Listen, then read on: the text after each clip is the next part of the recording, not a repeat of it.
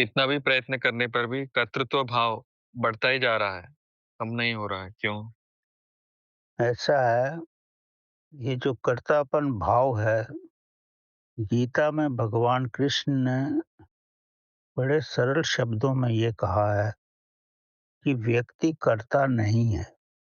अगर वो स्वयं को कर्ता समझता है, तो ये उसमें अहम का लक्षण है, ये उसमें घमंड है। करने वाला तो स्वयं ही परमात्मा है, परमात्मा ही सब कुछ करता है।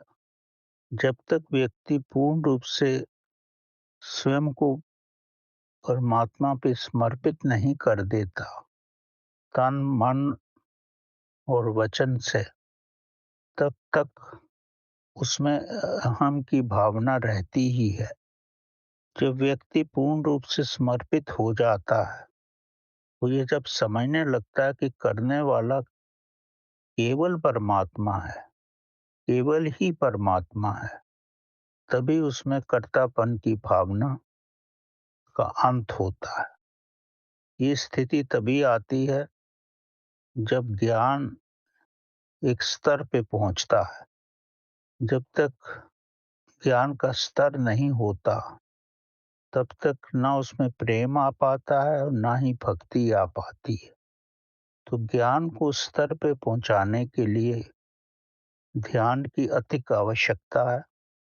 जब आप ध्यान की अवस्था में जाओगे, तो आपकी संपूर्ण शक्तियाँ, जो शक्ति आपकी नेत्रों से बहती है या कानों से जाती है या त्वचा से जाती है या अपने विचारों से जाती है, सब अंदर चली जाती है। जब शक्ति केवल अंदर ही हो जाती है, बाहर उसका प्रभाव नहीं होता, तो वो शक्ति चैतन्य को मिलती है, वही शक्ति आत्मा को मिलती है। और जब शक्ति ये आत्मा को मिलती है, तो ही ज्ञान की धीरे-धीरे वृद्धि होती है, प्रभु की तरफ इंसान चलने लगता है और उसमें अहम की भावना समाप्त हो जाती है। तो तब वो ये नहीं समझता कि मैं करने वाला हूँ, तब उसको लगता है केवल परमात्मा ही करता है।